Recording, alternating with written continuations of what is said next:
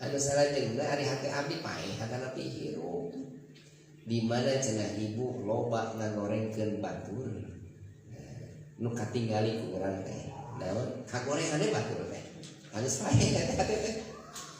nu katinggali ti RT teh wah RT sia mana ka mana bantuan ditibikeun kagorengan RT mun kana kajengan teh wah kagorengan ajengan we ajengan anu kieu-kieu tah kagorengan batur we eta teh lain kagorengan diri sorangan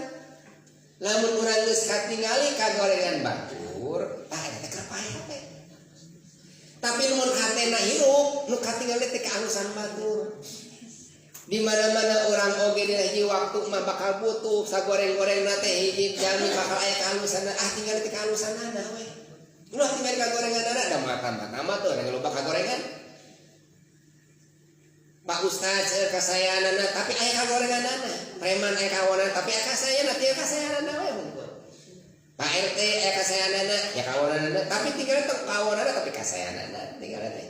jadi jami anu soleh mah anu sae menu hatena hirup mah ditinggali teh sanes keawanan batur tapi kasayan batur tapi karena diri pribadi keawanan diri sorangan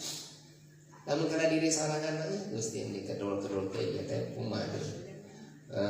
belak teh meuli kacida awak teh ya teh kadul teh meuli kacida awak mah patahan ngagorengkeun ka batur mah ngamulyakeun tah jami nu patena hirup ya ternyata mapatahan awak sorangan we